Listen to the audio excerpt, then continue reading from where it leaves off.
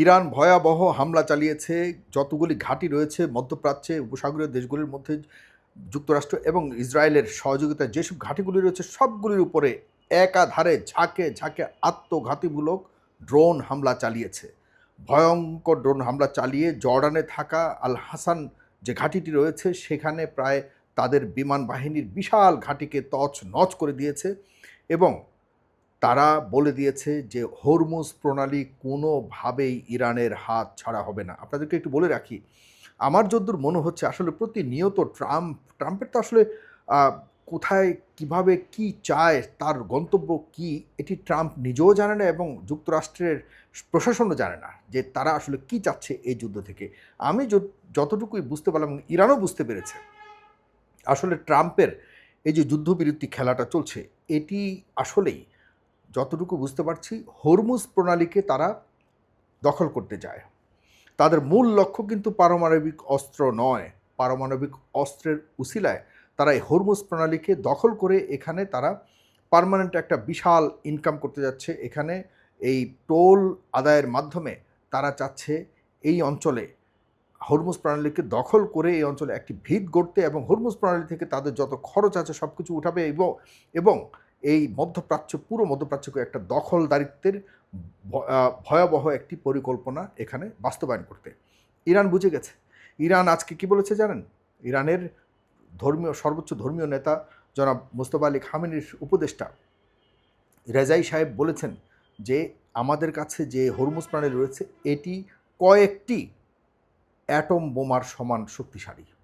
আমাদের পরমাণু কয়েকটি যে ইউরেনিয়াম সমৃদ্ধকরণের যেসব প্রসেস রয়েছে এগুলি যত কিছু আছে সব কিছুর চেয়েও মূল্যবান হলো এই হরমুজ প্রণালী। যে কারণে তারা বলেছে যে কোনো মূল্যে তারা হরমুজ প্রণালীকে হাত ছাড়া করবে না এবং যে কারণে এখন হামলাটি হয়েছে আপনারা জানেন যে যুক্তরাষ্ট্রের ইঙ্গিতে তাদের ষড়যন্ত্রের অংশ হিসেবে পৃথিবীর বিভিন্ন দেশের কিছু কিছু জাহাজকে তারা ইরানের নির্দেশিত যে রুট রয়েছে সেই রুটের বাহিরে গিয়ে হরমুজ প্রণালীর উপর দিয়ে জাহাজ পারাপার করছিল। এগুলির উপরেই কিন্তু ইরান হামলা চালিয়েছে।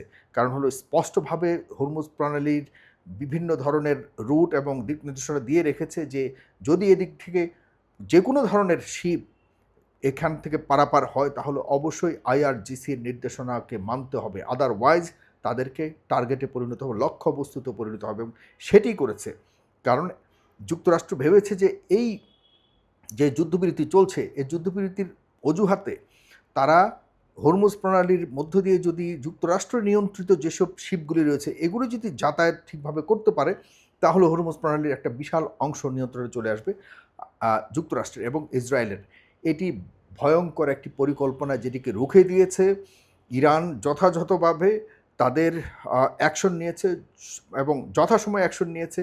ইরান স্পষ্টভাবে বলে দিয়েছে কোনো ধরনের যান এদিক দিয়ে গেলে আমাদেরকে জানান দিতে হবে এবং আমাদের কথা মতো চলতে হবে, যেটি করেনি বলেই ইরান হামলে পড়েছে এবং আক্রমণ করেছে এইসব জাহাজের উপরে যারা অনুমতিবিহীন যাচ্ছিল।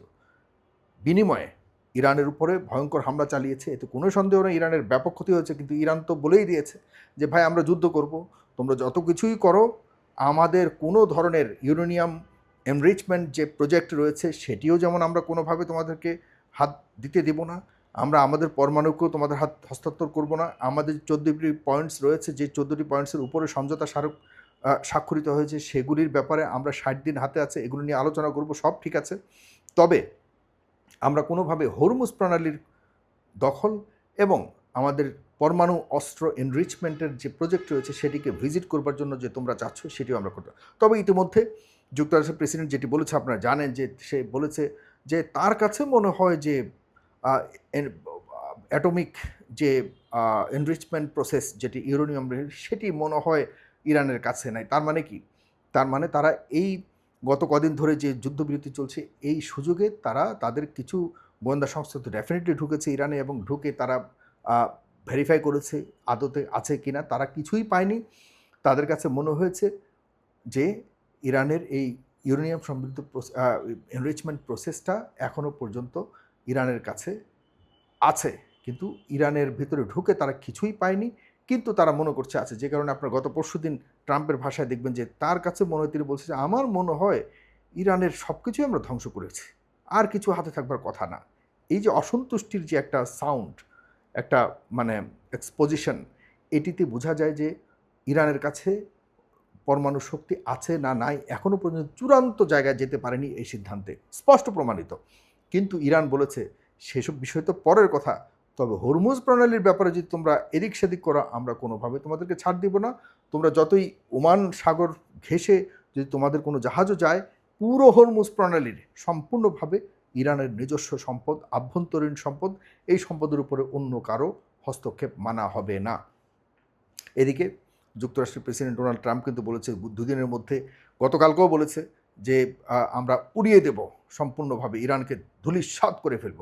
কিছুই হয়নি, বরং ইরান 140টি স্থাপনায় আত্মঘাতীমূলক ড্রোন হামলা চালিয়েছে, যেসব ড্রোন নিজে গিয়ে সেখানে একদম লক্ষ্যবস্তুতে আঘাত হেনে তারা নিজেরা শেষ হয়ে যায়, তাদের কোনো আর অস্তিত্ব থাকে না। এই ধরনের ড্রোন হামলা চালিয়েছে, মানে সেখানে কোনো মানুষ নেই, তবে ড্রোন নিজেরাই শেষ হয়ে যায়, সেখানের যে লক্ষ্যবস্তুতে আঘাত আনে সেটাকেও শেষ করে।